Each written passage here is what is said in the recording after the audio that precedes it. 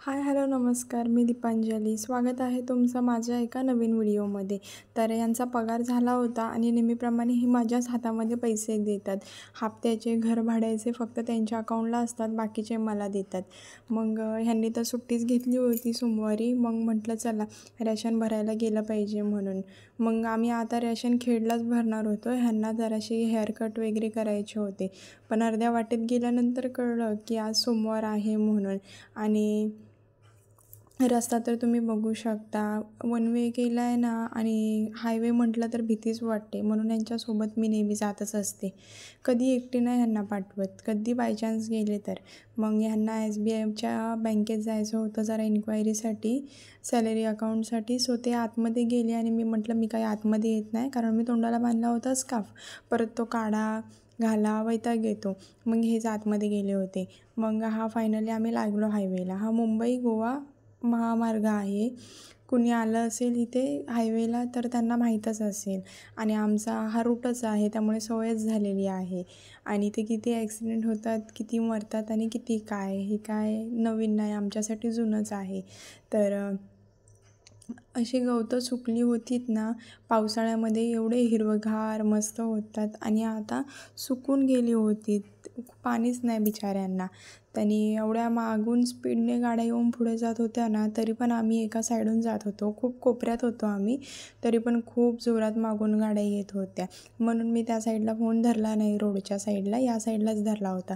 तरीही मला ओरडत असतात की नको फोन चालू ठेवूस म्हणून, पडेल वगैरे फोन, म्हणून ब्रेक वगैरे लावल्यावरती. पण नाही, मी काही ऐकत नाही, माझा फोन काय चालूच असतो.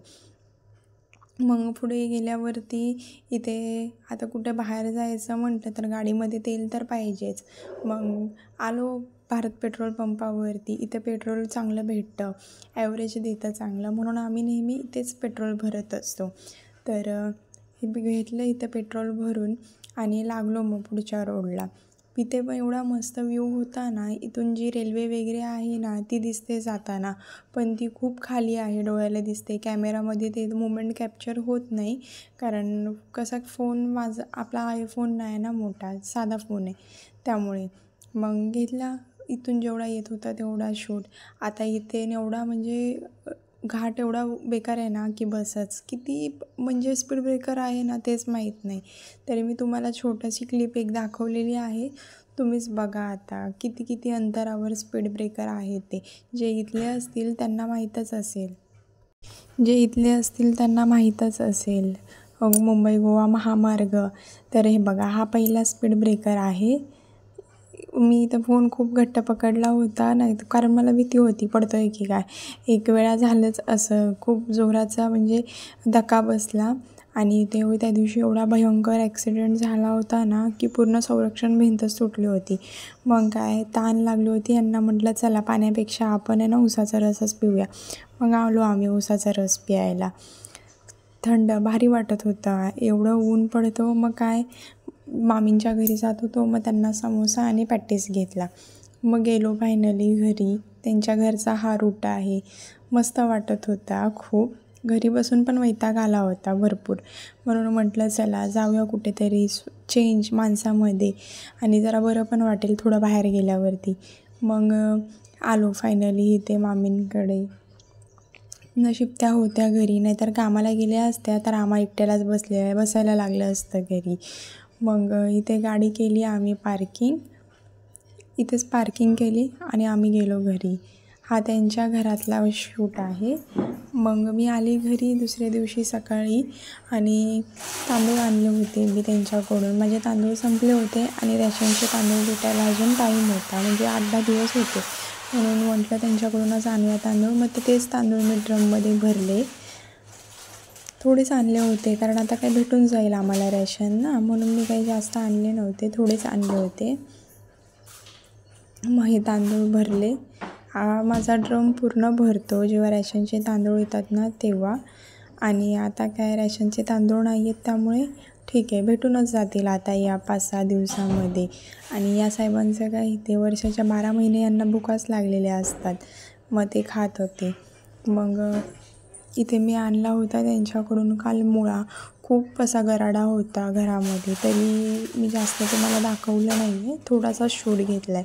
आणि ह्यांची बॅग वगैरे हा तर माणूस असा आहे ना हे की घेतील आणि सगळं तसंच ठेवतील, पण नीट काही ठेवणार नाही. आता बॅगेतलं वॉयलेट घेऊन गेले, पण चैन काय लावली नव्हती त्याला.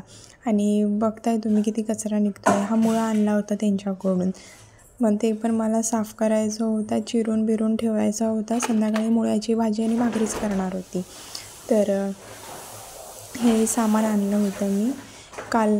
भरपूर असं सामान आणलं होतं, पण कोण म्हणणार नाही 1,500चं सामान आहे म्हणून. तरी याच्यामध्ये तांदूळ नाही, गहू नाही, बरंच सामान नाही आहे, तरी पण 1,500 कसे होतात कळत नाही. तुमच्यासोबत पण असंच होतं का? 500 रुपयाची नोट नेली का आता निघून जाते ती हातातून. कसं एवढी महागाई झाली आहे ना, खरंच कसं होणार पुढच्या जनरेशनचं माहीत नाही. मग हे सर्व सामान मी घेतलं ना काढून, आणि आता हे भरायचं होतं मला. मग आता त्याचे डबे वगैरे रिकामी करायचे आणि घ्यायचं मग भरून. मग त्याच्याच तयारीला लागली होती मी भरायच्या.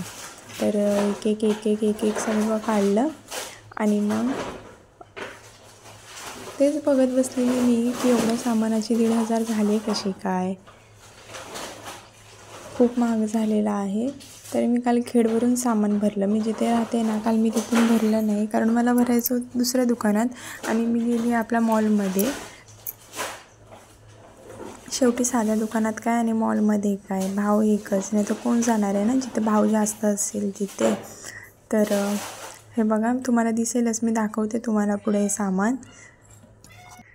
या सामानाला कोण बोलेल का 1,500चं सामान आहे. तर चला मग कसा वाटला व्हिडिओ नक्कीच कमेंटमध्ये सांगा.